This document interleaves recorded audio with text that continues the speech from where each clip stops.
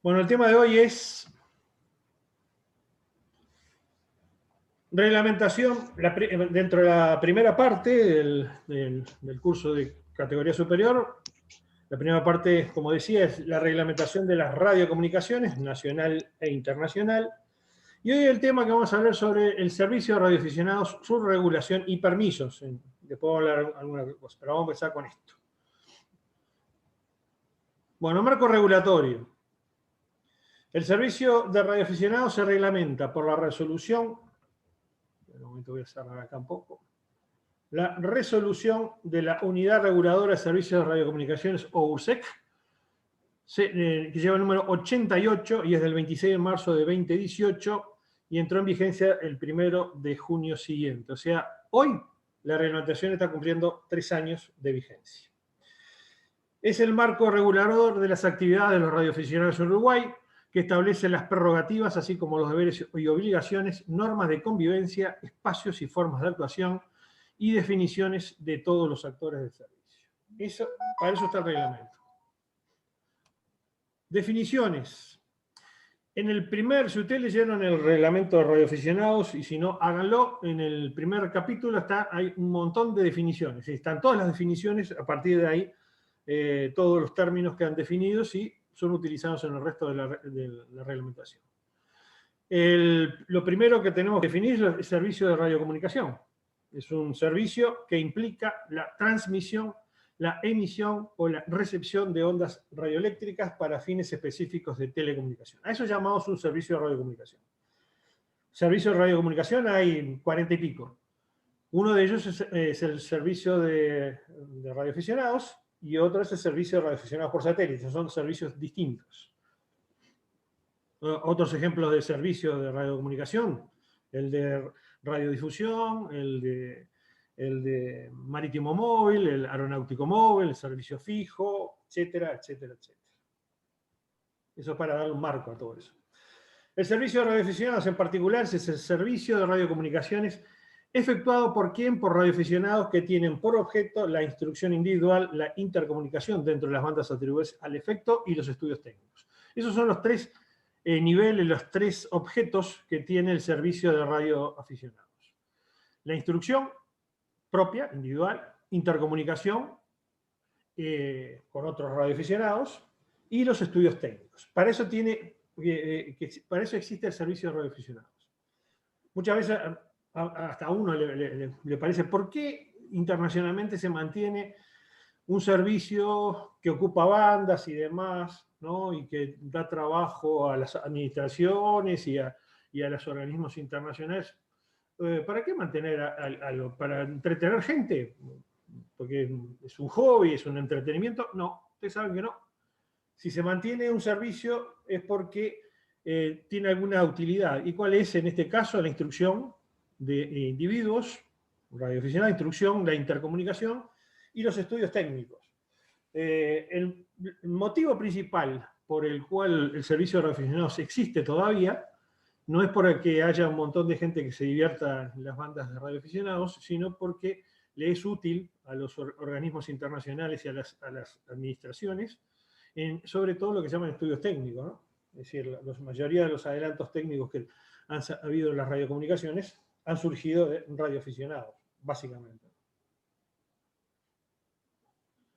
Bueno, un radioaficionado, ¿qué es entonces? Es toda persona debidamente autorizada que se interesa en la radiotecnia con carácter exclusivamente individual y sin fines de lucro, y que realiza con su estación actividades de instrucción, de intercomunicación y estudios técnicos.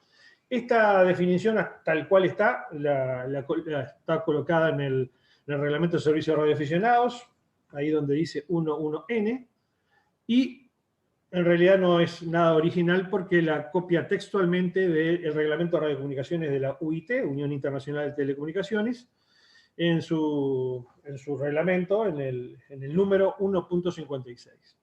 Y ustedes ven que ahí reafirma lo que yo les acabo de decir. Esto no es un entretenimiento, y un radioaficionado no es un individuo que le gusta la radio y que se divierta con la radio, sino que es una persona que está debidamente autorizada, que se interesa ¿para qué? Por los tres temas que dijimos, lo hace en forma individual y sin fines de lucro, y que realiza con con su estación, actividades de instrucción, intercomunicación y estudios técnicos. Esos son todos los elementos que tiene para ser un radioaficionado. Si falta alguno de esos, es decir, si faltan cosas de estas, uno no es radioaficionado, será un aficionado a la radio. Una estación de radioaficionado es cualquier estación del servicio de radioaficionados compuesta por uno o más transmisores y receptores y transceptores, incluyendo las instalaciones accesorias y sistemas radiantes para las que se cuenta con la debida autorización. Si hablamos de una estación de radioaficionado, es un conjunto de equipos utilizados para realizar comunicados dentro del servicio de radioaficionados, pero que dice acá que cuenta con la debida autorización. Toda estación de radioaficionado, implícita o explícitamente, cuenta con una autorización para ser instalada. Y ustedes ven que ahí están mayúsculas, no lo hemos puesto nosotros, sino que está colocado en el reglamento. Cuando nosotros vamos a hablar ahora siempre de radioaficionados, no vamos a hablar de radioafición, no, vamos a hablar de servicio de radioaficionados. Y cuando hablamos de servicio, como estamos acortando el tema del servicio de radioaficionados, pero siempre nos vamos a referir durante estas charlas del servicio de radioaficionado y no otra cosa. Bueno, los términos, definiciones adicionales, dice los términos y expresiones que no se definen en el presente reglamento, eso lo dice el reglamento de radioaficionados, tendrán el significado definido por el reglamento de radiocomunicaciones de la UIT, Unión Internacional de Telecomunicaciones, y el reglamento de administración y control del espectro radioeléctrico, que es el decreto 114/003 del 25 de marzo de 2003. O sea, lo que no se define acá, se define en el reglamento internacional de UIT o en particular en el reglamento de administración del espectro. Unión Internacional de Telecomunicaciones, hablamos de ella, pero vamos ahora en tratar de desglosar un poco de qué se trata, ¿no? Bueno, la Unión Internacional de Telecomunicaciones, abreviada UIT o ITU, como también se usa el nombre ITU en el caso de, son así la sigla de inglés. Pero nosotros vamos a utilizar siempre nomenclatura en castellano. Cuando los términos, durante el curso, los términos admitan una calle, que existe el vocablo en castellano, lo vamos a usar en castellano. Por lo tanto, vamos a hablar siempre de este organismo referido como UIT. Dice, hoy día la UIT se define como el organismo especializado de las Naciones Unidas para las tecnologías de la información y la comunicación. ¿Por qué digo hoy día? Porque en esta definición se le colocó la tecnología de información y comunicación, lo que es el TIC. Antes esto, al no existir el concepto, no estaba incluido. Es la organización intergubernamental más antigua del mundo, fundada en París en 1865 como Unión Internacional Telegráfica Internacional.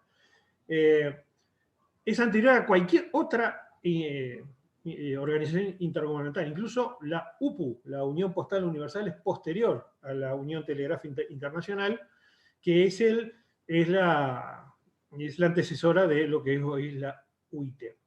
En 1932, en Madrid, se adoptó el nombre actual, y en 1947, en Atlanta, fue integrado como órgano de la Organización de Naciones Unidas.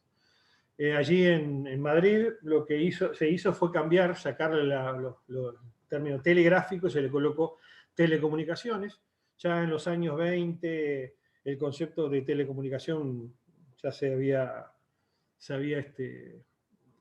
elaborado, y como tales se le englobaron no solamente a lo que era telegrafía, sino a otros modos, en particular telefonía, y por eso se le colocó el nombre de telecomunicaciones. Y en 1947, en Atlanta, se integró a la ONU.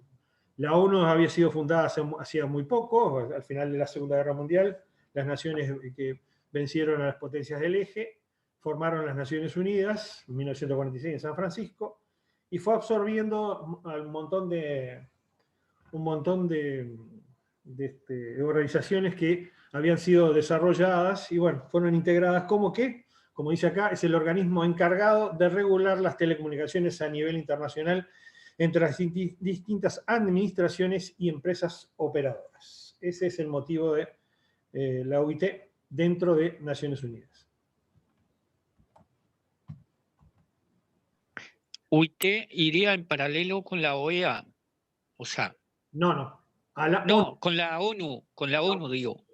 El órgano paralelo de telecomunicaciones en OEA que existe se llama CITEL. CITEL. En algún momento vamos a hablar sobre la CITEL. Pero No, el reyo ONU, sí, ONU, Organización de Naciones Unidas. OEA tiene un organismo similar que se llama CITEL. ¿Ah? En algún momento Claro, no, yo me equivoqué ahora, me equivoqué. Sí. En Digo, algún es la momento vamos a hablar de ello organización. porque incluso creo que hoy, cuando hablemos del permiso internacional de radioaficionados, que se llama IARP, es un permiso que se otorga dentro de CITEL.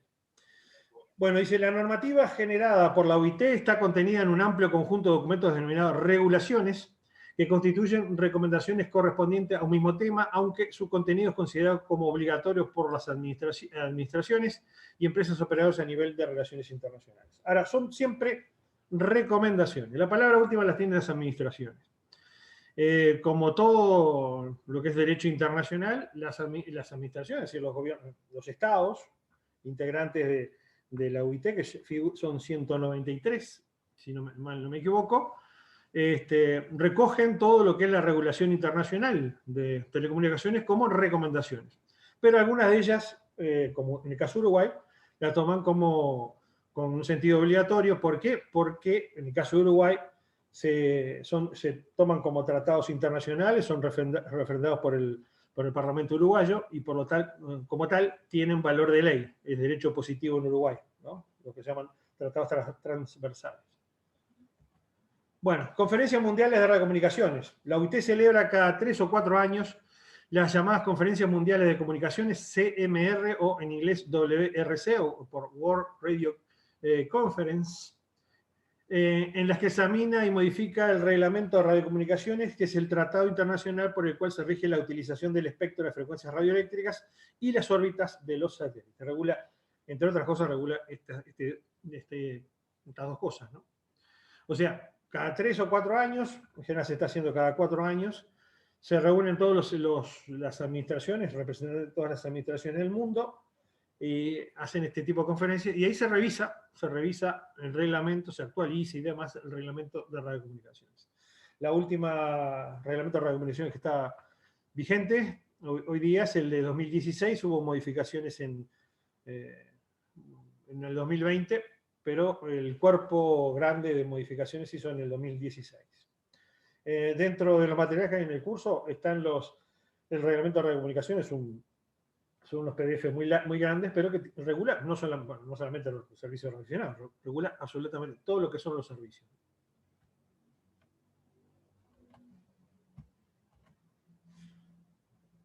Bueno, el artículo 25 de la UIT, esto es importante. El servicio de radioaficionados y el de radioaficionados por satélite, que como dije son dos servicios, no separados, pero son dos servicios distintos, son regulados en lo medular por el artículo número 25 del Reglamento de Radiocomunicaciones de la UIT. Ese es el artículo, dentro de todo el Reglamento de Radiocomunicaciones, que establece lo que son los radioaficionados, cuáles son las competencias que tienen y demás, y después que cada una de las administraciones lo toma como base y lo baja a su propia realidad. En el mismo, o sea, en el artículo 25, se establece, entre otros temas, cuándo, de qué naturaleza y qué limitaciones deben de tener las comunicaciones de aficionados entre los distintos países y los conocimientos exigidos para acceder al servicio. Bueno, dice, a continuación se trajeron algunos textos de la referida norma. Dice, se permitirán las radiocomunicaciones entre estaciones de aficionados de países distintos, a menos que la administración de cualquiera de estos países interesados notifique su oposición. Hay muy pocas excepciones. Corea del Norte, por ejemplo, es un país que no permite las comunicaciones de sus radioaficionados con el exterior. Eritrea tampoco. Y después hay otras limitaciones. Hay dos países que son el Líbano y Siria, que no permiten comunicaciones de sus radioaficionados con Israel. Esas son las 4 limitaciones que hay en el mundo. Pero es importante saber que las administraciones tienen la posibilidad de definir si sus radioaficionados operan con otros países o no. es una de sus potestades. Los demás, por supuesto, en los 193 restantes estados no existe, en los 189 restantes administraciones no intervienen en el tipo de comunicación que uno puede tener con el extranjero. Uruguay, por supuesto, que está exceptuado es decir, se permiten las comunicaciones con cualquier radioaficionado del mundo. Dice, las transmisiones entre estaciones de aficionados de países distintos se limitarán a las comunicaciones relativas al objeto del servicio de aficionados y las observaciones de carácter puramente personal. O sea, los radioaficionados en carácter internacional solo podemos hablar de temas del servicio y observaciones puntuales de carácter personal. Otra cosa no se puede hablar. Que han excluido un montón de cosas, ¿no? Política, yo qué sé, asuntos comerciales, por supuesto que sí, porque estamos hablando de que es un servicio sin fin de lucro, etcétera, etcétera, etcétera. Las estaciones de aficionados se pueden utilizar para transmitir comunicaciones internacionales en un nombre de terceros solo en situación de emergencia o de socorro en caso de desastre. Cuando veamos las comunicaciones de emergencia, vamos a establecer un poco más sobre esto, ¿no? Pero nunca una estación de radioaficionado puede ser utilizada para comunicar mensajes de terceros, de y para terceros. Las limitaciones comprobarán las capacidades operativas y técnicas de toda persona que desee operar una estación de aficionado, y la versión más reciente de las recomendaciones está en lo que se llama la resolución M1544, que indica las calificaciones mínimas. O sea, los contenidos que tienen los exámenes aquí en Uruguay y en cualquier parte del mundo no son adjudicados a las administraciones por sí mismas, sino que vienen de esta recomendación. Los puntos en los cuales la reglamentación uruguaya es muy clara en ese sentido, utiliza esta reglamentación punto por punto, y los exámenes se toman teniendo en cuenta esta recomendación. Después otro artículo, otro número dentro del artículo 25 es: durante sus emisiones las estaciones de aficionados transmitirán sus distintivos de llamadas a cortos intervalos. O sea, lo que nosotros insistimos de que hay que identificarse, bueno, es una exigencia internacional. Las administraciones determinarán si es necesario o no que una persona que solicite un permiso para operar una estación de aficionado tenga que demostrar su aptitud para el envío y recepción de textos de señales de código Morse. Esto es bastante nuevo, tiene unos cuantos años, pero antes era una obligación de que todos los radioaficionados supieran demostrar el conocimiento del código Morse. Hoy día se toma como una opción por parte de las administraciones. En el caso de Uruguay no se exige.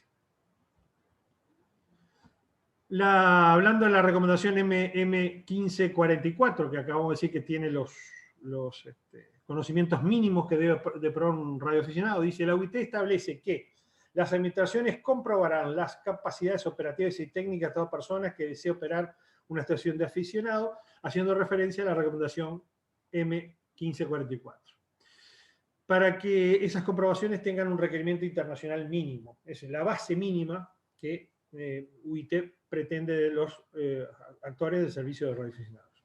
El reglamento del servicio de radioaficionado uruguayo recoge textualmente tal recomendación, por lo que los cuestionarios generales utilizados en los exámenes para ingresar o ascender de categoría se basan en el temario dispuesto por la referida recomendación. Hablando de CITEL, acá apareció la CITEL, la Comisión Internacional de Telecomunicaciones. Es una entidad de la Organización de Estados Americanos, la OEA, que se dedica a la promoción del desarrollo de las telecomunicaciones y a las demás tecnologías de la información y la comunicación en las Américas. Es el símil de UIT a nivel de OEA, de ONU. En este caso estamos hablando de algo más pequeño para las Américas. La organización que tenemos es la CITEL. El convenio, hablando del permiso internacional de radioaficionados, cuya sigla en inglés es IARP, y se utiliza IARP en todos los idiomas en realidad, dice: el convenio interamericano sobre permiso internacional de radioaficionados, en inglés International Amateur Radio Permit, abreviado por ello como IARP, es un acuerdo que permite operaciones temporales de estaciones de aficionados en un Estado miembro sin trámites adicionales. Cualquier Estado miembro puede otorgar permisos a sus ciudadanos para operar en otro Estado miembro y el convenio no altera ni afecta ningún acuerdo multilateral o bilateral. ¿Qué quiere decir esto? Que las administraciones, los estados que han suscrito este permiso, el convenio del permiso, de por sí y para sí, pueden emitir un permiso que permite, vaya la redundancia, operar en cualquier parte de un Estado miembro signatario del mismo convenio sin ningún tipo de requerimiento adicional. O sea, yo con mi permiso de IARP puedo viajar a cualquier país donde se acepte y no me puedo emitir desde allí y no tengo que, nadie me puede pedir, exigir algo adicionalmente. El IARP tiene una vigencia de 1 año y permite las operaciones en países que adhirieron formalmente al mismo. Existen 2 clases. El clase 1, para uso en todas las bandas de frecuencia atribuidas a servicios específicas en el país donde la estación sea operada.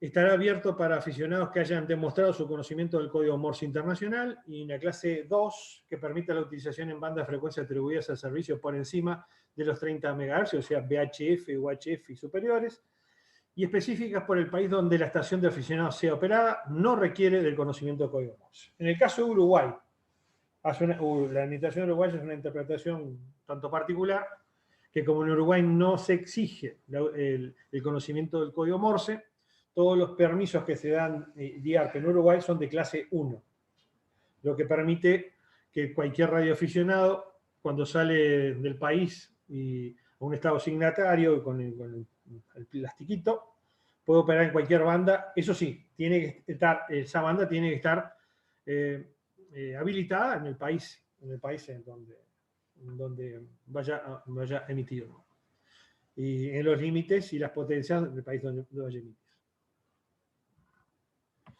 En el caso de Uruguay, lo que dice la administración interpreta que en función de la reglamentación no hace necesario demostrar conocimiento de código Morse, se piden solo permisos de clase 1. Daniel, ¿1 año solamente? Sí, el permiso tiene una vigencia de 1 año. ¿Ah? El IARP tiene una vigencia de 1 año comparado con los 5 años que tienen cualquier otro permiso, ¿no? Sí, yo que tenía una equivocación que eran 2 años. No, es 1 año. A partir de eso, o uno pide una reciprocidad o lo tramita de nuevo o lo que sea, ¿no? Hoy se tramita por internet, es una cosa muy simple, ¿no? Cuando la estación transmite amparada por un IARP, se debe incluir una indicación designando la ubicación, país y o zona de la estación antes o después, o antes y después del distintivo de llamada propio. Ahora hay un ejemplo. Durante cada intercomunicación, el anuncio de identificación debe incluir al menos una vez la ubicación geográfica, lo más cercana posible a la ciudad y estado, mancomunidad u operador de la estación. Quiere decir que, por ejemplo, si yo voy con mi ARP, yo soy CX1FU, yo voy con mi ARP a la Argentina, voy a tener que comunicarme como LU barra CX1FU o CX1FU barra LU, según sea la. En la Argentina se puede utilizar cualquiera de las dos denominaciones, y en alguna circunstancia, en cada intercomunicación tengo que especificar de que yo estoy saliendo, no sé, de Buenos Aires, de La Quiaca, o donde sea. ¿Se entiende eso, no?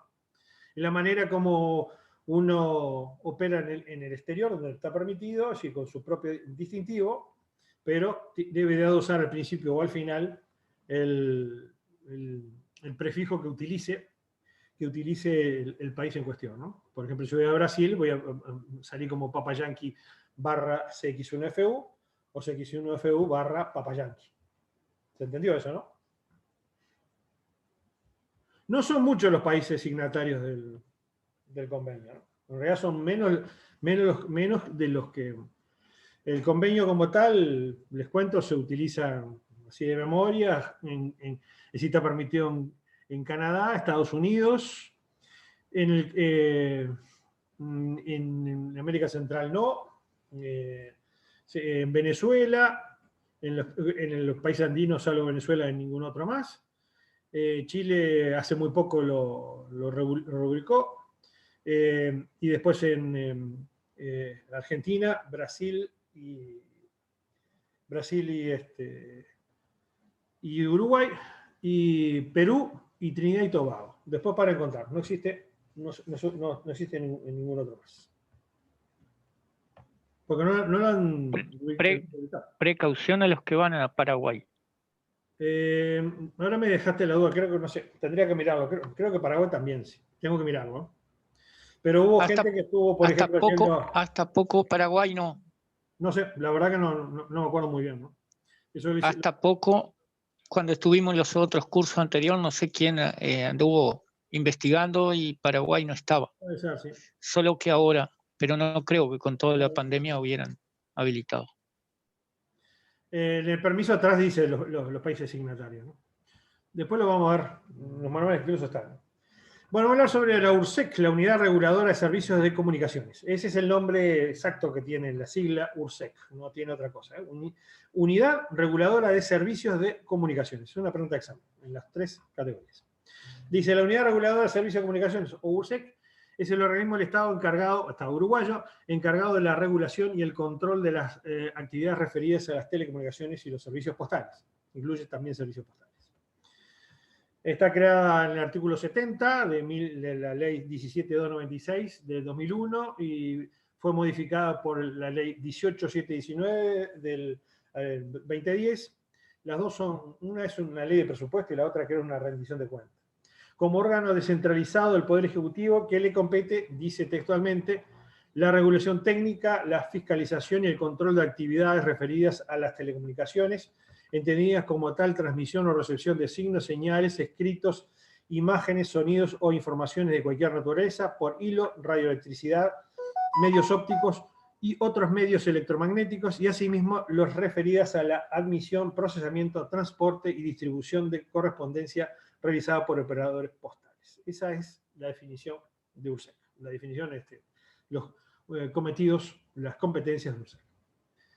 En materia de servicios de telecomunicaciones, la URSEC tendrá, entre otros cometidos, los poderes jurídicos de administrar, defender y controlar el espectro radioeléctrico nacional, controlar la instalación y funcionamiento, así como la calidad, regularidad y alcance de todos los servicios de telecomunicaciones, sean prestados por operadores públicos o privados, formular normas para el control técnico y manejo adecuado de las telecomunicaciones, así como controlar su implementación.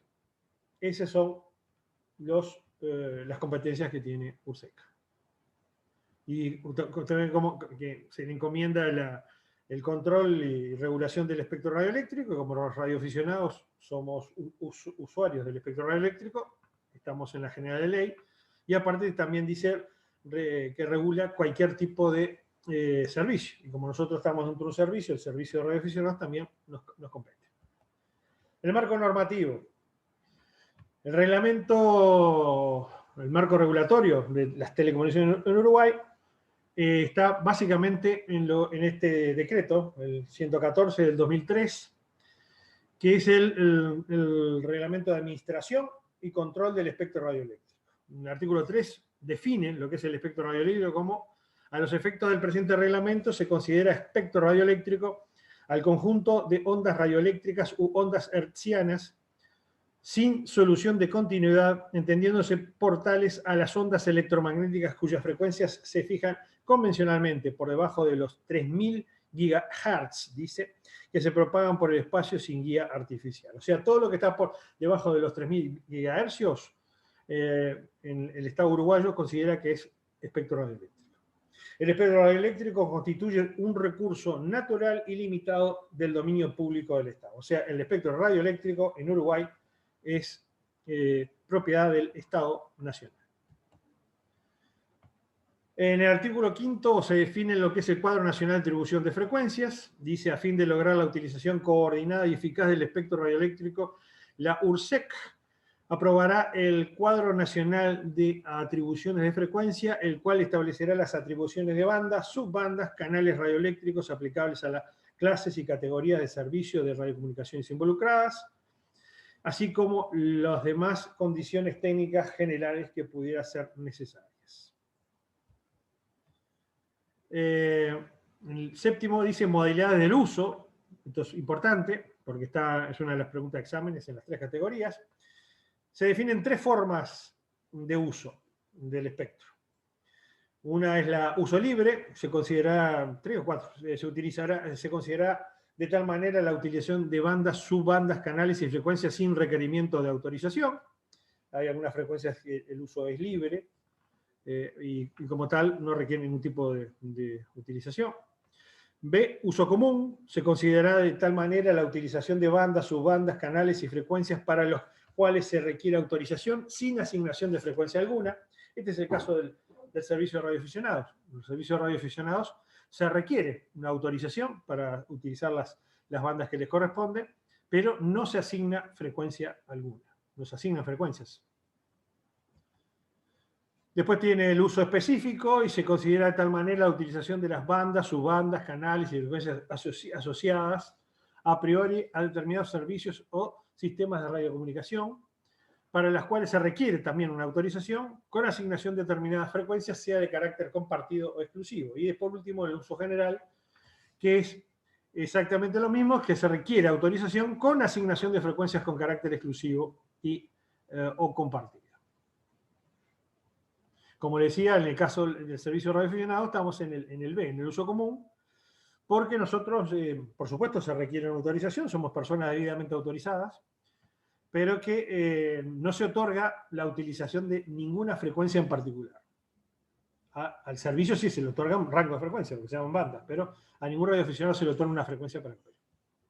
No es el caso de, por ejemplo, una radiodifusora. Una radiodifusora, un broadcasting, requiere el uso exclusivo de una frecuencia o un canal. Bueno, el artículo 16 habla del uso común, justamente del espectro radioeléctrico, y requiere de la previa obtención de una autorización o permiso en el término general del presente reglamento y las normas complementarias que dicte la URSE, que en este caso del servicio de radioaficionados es el reglamento de radioaficionados. Ejemplos de uso común, lo dice el propio decreto, lo constituyen las frecuencias atribuidas a los servicios de radioaficionados, el de banda ciudadana, las frecuencias de socorro y la seguridad de servicios móvil, marítimo y móvil aeronáutico. Esos son algunos de los ejemplos, creo que son todos incluso los ejemplos. Bueno, y después tenemos también que involucra al servicio de radioaficionados dos leyes. Una de la 13.569, que es la Declaración de Interés Nacional y la exhibición de pagos de derechos de aduana para la importación de equipos, y la otra norma que compete al servicio de radioaficionados es la 17.517, que dice normas para los comprendidos en el artículo primero de la ley anterior, o sea, de la Declaración de Interés General, que básicamente se refieren a la instalación de antenas. Esas son las únicas dos leyes que se refieren específicamente al servicio de radioaficionados. Bueno, los radioaficionados, el concepto de radioaficionados. Como se dijo, es toda persona debidamente autorizada que se interesa en la radiotecnia con carácter exclusivamente individual y sin fines de lucro, y que realiza con su estación actividades de instrucción y de intercomunicación y estudios técnicos. Esto es importante tenerlo en la cabeza porque aparte es pregunta examen. De la definición antes apuntada debemos extraer principios básicos, que son varios de ellos excluyentes, para que alguien sea considerado un radioaficionado. Primero, es una persona debidamente autorizada, básico. Si una persona no está autorizada, no tiene la autorización de la administración local, no va a ser un radioaficionado.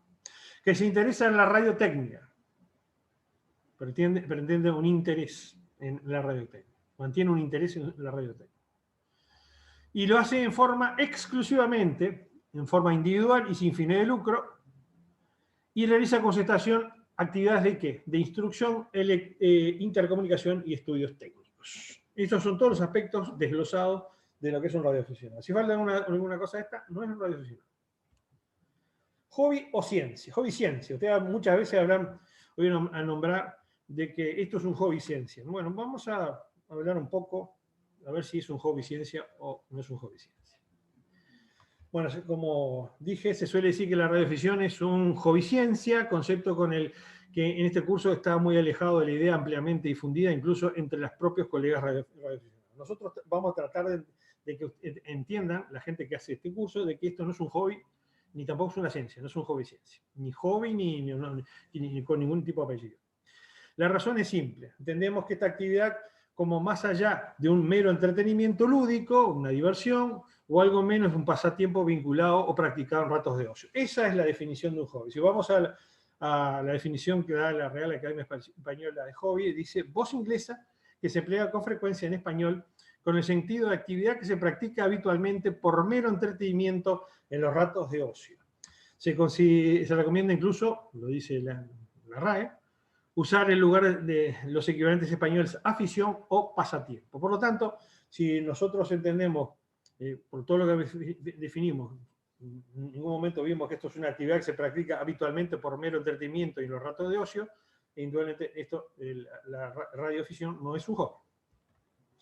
A diferencia de otras aficiones, incluso esto reafirma el concepto, el radioaficionado se le exige que en primera instancia, como principio básico y común de todas las naciones del mundo, que obtenga el permiso necesario para que lo habilite a instalar y operar estaciones de radio en bandas de servicio. Los hobbies en general no requieren en general, 98%, no conozco ninguno, se le exige un permiso especial por parte del Estado, ni se le somete a un examen para practicarlo, ¿no? Por lo tanto, es decir, creemos que por eso tampoco es un hobby ciencia. Ese aspecto es básico, ya que la actividad de radioaficionado se desarrolla en parte del llamado espectro radioeléctrico. ¿Por qué? ¿Por qué no es un hobby? Porque somos usuarios del espectro radioeléctrico, que más allá de cualquier consideración filosófica o moral, muchos dicen que el espectro es libre, no sé, en el caso de lo mismo, en el caso de Uruguay, es un patrimonio común de la humanidad sujeto a la administración de los estados. Eso lo dice la reglamentación uruguaya. Y que, es decir, el decreto 114, y que como la mayoría de los recursos naturales, como puede ser el territorio, las aguas, el espacio aéreo u órbitas geoestacionarias, entre otros, debe ser utilizado en forma racional, eficaz y eficiente. Somos usuarios de un recurso limitado que es patrimonio del Estado Nacional. Ser radioaficionado es un privilegio que los diversos estados del planeta y los organismos internacionales otorgan a quienes cumplen con reglamentaciones de carácter local, pero de ascendencia mundial. Y el servicio de radioaficionados cuenta con una diferencia básica con los demás de telecomunicaciones, que en general se accede solamente mediante el pago de una licencia. Para ser legítimo usuario del servicio de radioaficionados se requiere demostrar conocimientos en varias áreas relativas a las comunicaciones, además de destrezas específicas. O sea, si yo quiero estar en otro servicio, y bueno, voy y compro necesito estar en otro servicio, voy y compro una licencia, le pago al Estado lo que se supone que me cobra la licencia, y utilizo el espectro radioeléctrico. En el caso del radioaficionado, para hacerlo, se requiere que demuestre conocimientos. Esa es otra diferencia que tiene con el resto de los servicios. Nomenclaturas, términos y conceptos. El servicio de radioaficionado, como cualquier otra actividad del tipo que sea, cuenta con sus propios códigos de comportamiento y su propia terminología. Comprenderlos y aceptarlos resulta necesariamente básico y forzosamente imprescindible no solo para una correcta convivencia con otros colegas, sino también en la más elemental comprensión con ellos. ¿Qué queremos decir con esto? Bueno, el servicio de radioaficionados tiene su propia terminología. Cualquier otra terminología, como lo dice por acá, que uno exporte o traiga, no pertenece al servicio de radioaficionados. Por tanto, cualquier comportamiento o concepto, nomenclatura, argot o jerga adquiridas anteriormente por el aspirante en otros servicios o actividades puede ser, y en la mayoría de los casos lo será, consideradas como extraños, exóticos u exógenos por el resto de sus futuros colegas. Y tengan en cuenta que muchas veces lo que ha visto o escuchado o le han contado acerca del servicio, incluso por los propios radioaficionados, puede no ser correcto ni tampoco el mejor ejemplo. Por eso que nosotros acá, durante el curso, vamos a ser muy precisos con los conceptos, ¿no? Con la nomenclatura, los términos, y vamos a evitar la utilización de términos que no tienen nada que ver con el servicio y la forma de hablar de otros servicios y demás. El permiso de radioaficionado. Bueno, la URSEC expide como documento de autorización para la instalación y operación de estaciones en frecuencias atribuidas al servicio el denominado permiso de radioaficionado. Ustedes saben que no es licencia, muy común que los radioaficionados usen, sí, se me venció la licencia, ¿qué licencia? Tengo la licencia. En el caso de la reglamentación uruguaya, el documento que otorga URSEC para la operación y para la instalación de estaciones dentro del servicio de radioaficionados se llama permiso. Se llama permiso. Háganlo carne eso. El término licencia se utilizó hasta el año 2003 justamente, cuando vimos la ley ahí, el decreto 114, un decreto anterior, el 113, definió lo que eran licencias y excluyó a servicios como el de radioaficionado. Por lo tanto, no cabe utilizar el término licencia, porque licencias en general son otro tipo de servicios y aparte son pagos, ¿no? Son servicios que requieren que los usuarios paguen al Estado por la utilización. Por lo tanto, en el caso de radioaficionado, quedó exento, el radioaficionado y otros. Y bueno, por eso que hablamos de permiso. Y el reglamento habla de permiso de radioaficionado como el documento que otorga la URSEC a personas físicas y jurídicas sin fines de lucro que acreditan la autorización personal e intransferible para instalar y operar estaciones de radioaficionados. O sea, el cartoncito, el plastiquito, se llama permiso. Licencia, justamente lo que acabamos de decir, ¿no? El decreto 115.003, es decir, pegado al 114, que es de la autorización del espectro radioeléctrico, justamente se llama Reglamento de la Licencia de Telecomunicaciones. ¿Y cómo define la licencia de radiocomunicaciones? Dice que es la autorización que otorga el Poder Ejecutivo, o en su caso la URSEC, para la prestación de servicios de telecomunicaciones que se brinde a terceros o público en general, para los servicios de telecomunicaciones que satisfagan necesidades propias sin que haya prestación a terceros o al público en general, no requerirá la obtención de licencia. Por eso es que no se nos otorga una licencia. ¿Por qué? Porque no hacemos ningún tipo de prestación a terceros o al público en general, por lo tanto, es decir, no corresponde la licencia. Por eso digo, hasta el 2003, los radioaficionados sí se nos da un documento llamado licencia. A partir del 2003 en adelante, se nos pasó a dar permiso por este concepto, ¿no? Porque se cambió el concepto básico. Por ejemplo, requiere licencia una radiodifusora. Una radiodifusora, ¿por qué? Porque su prestación va al público en general. Y otros más, por supuesto. Bueno, incluso más adelante el propio decreto dice, sistemas de radiocomunicaciones terrestres, los que tienen licencia, radioalarma, radiotaxis, radiotransmisión de mensajes, radiobúsqueda, radiolocalización vehicular, transporte y transmisiones de datos, etc. Sistemas de radiocomunicaciones satelitales también otorgan licencia, y sistemas de televisión por abonados también requiere licencia. Y además del antes mencionado permiso de radioaficionados, la administración uruguaya otorga los siguientes documentos, que se llama uno es el permiso de estación, el documento que otorga URSEC a personas físicas jurídicas sin fin de lucro que acredite la autorización para instalar u operar una repetidora o radiofaro en una determinada ubicación y frecuencia radioeléctrica atribuida al servicio radioaficionado. En algunas otras reglamentaciones anteriores se requería dos permisos, o había dos tipos de permisos. Uno estaba el permiso de radioaficionado propiamente dicho, y el permiso de estación. O sea, se requería un permiso especial para instalar la estación que utilizaba el radioaficionado. Bueno, hoy día esto no ha caído, y el permiso de radioaficionados, ya como tal, permite la instalación de la propia instalación. Está implícita el permiso de estación. Pero en el caso de estas dos situaciones, que es una repetidora y un radiofaro, sí, quien las quiera instalar, sea una persona física o jurídica, un club o particular, que sea radioaficionado y quiere instalar una repetidora o un radiofaro, va a requerir un permiso de estación. Lo que se llama un permiso de estación es un permiso distinto.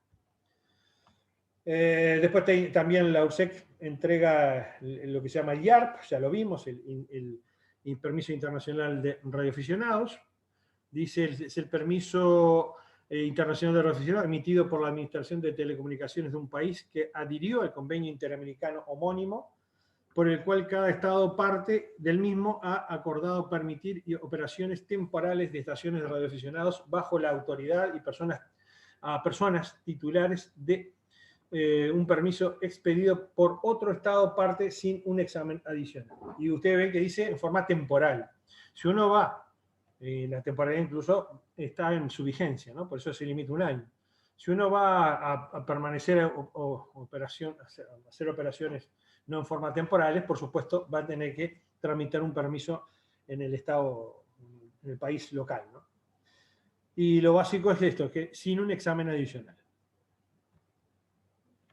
Bueno, el otro documento que se otorga es el certificado de distintivo especial, que, bueno, es bastante claro. Se trata de un documento que permite a una institución, o sea un radioclub o un particular, a la utilización de distintivos de formato especial. Y acá vemos los documentos. Este es el permiso de radioaficionado. Te ven acá, dice, está clarito, ¿no? Todos los que tenemos este plastiquito, y cuando nos entregaron lo que dice acá, permiso. Si le decimos licencia, no sé por qué es, ¿no? Porque acá dice permiso. Está clarito, ¿no? Incluso acá dice distintivo de llamada. No dice otra cosa. Después vamos a hablar de lo que es el distintivo de llamada. Pero la combinación de letras y un número que los radioaficionados en general tenemos, que empiezan con CX, no se llama otra cosa que distintivo. Y el permiso se llama permiso. Estas son el anverso y el reverso del actual permiso. Un carnet. Es un carnet del tamaño de una tarjeta de crédito.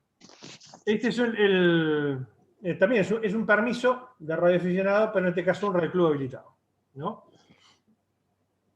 Es decir, fíjense, después vamos a lo que es un radioclub habilitado, pero tiene un permiso. No se le da un cartoncito, no se le da un carnecito, se le da un cartoncito. Este es el permiso internacional de radioaficionado, el IARP, ¿no? Que ustedes ven, tienen alguna diferencia. Primero lleva foto, acá lleva una foto, el otro no lleva más foto, no nos sacan más foto. Pero para el IARP sí necesitamos una foto.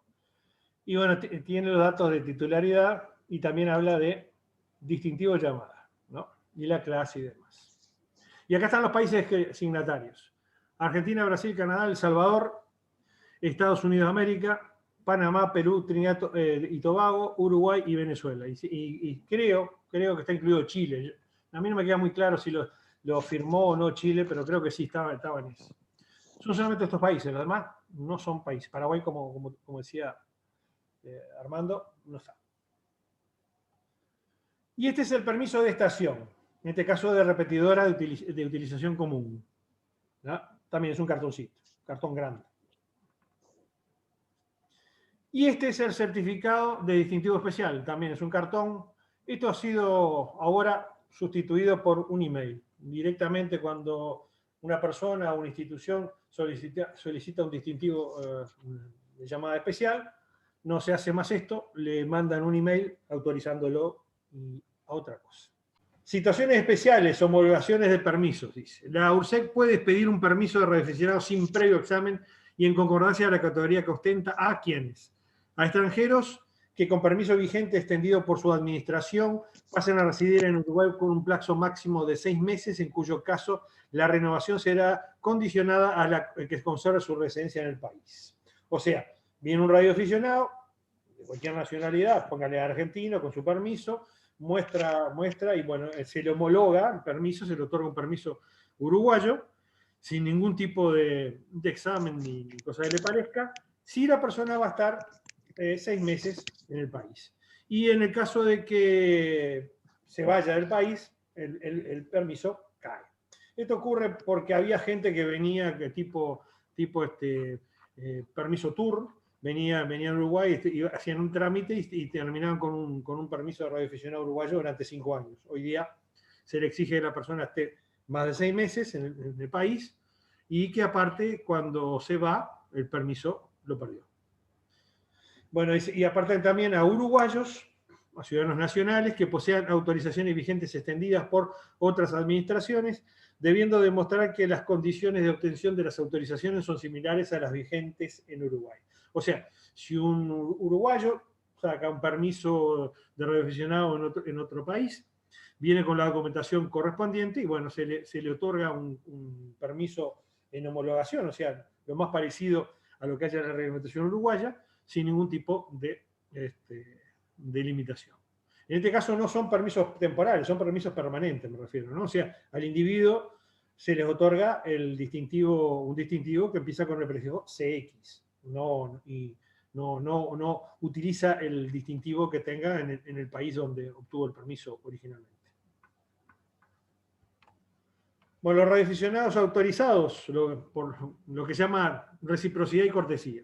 Los radioaficionados autorizados por otras administraciones con las cuales no exista un acuerdo de reconocimiento mutuo y automático que visitan Uruguay podrán obtener desde el territorio nacional acreditado la vigencia de sus permisos. O sea, si hay un IARP, esto no ocurre. Si la persona tiene un convenio, si el país tiene un convenio con Uruguay o está en uso de IARP, no requiere absolutamente nada.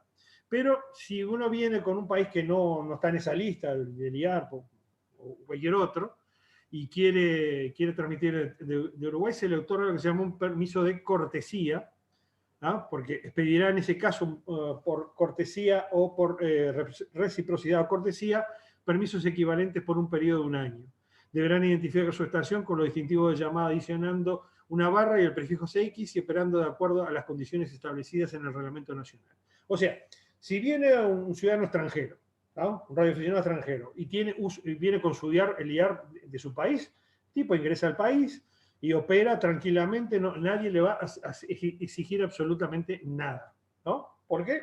Es un convenio, está en uso del convenio internacional. Ahora, en el caso de que esto no ocurra, la administración puede otorgar un año de autorización para operar en territorio nacional, y en el caso de que si hay un convenio con el país de origen, es un permiso por reciprocidad, y si no lo hay, la administración lo puede otorgar por cortesía. En ese caso, la persona conserva su distintivo original y tiene que formar un distintivo con la barra y el prefijo CX. Por ejemplo, si viene LU3 Mike Alpha, va a tener que operar.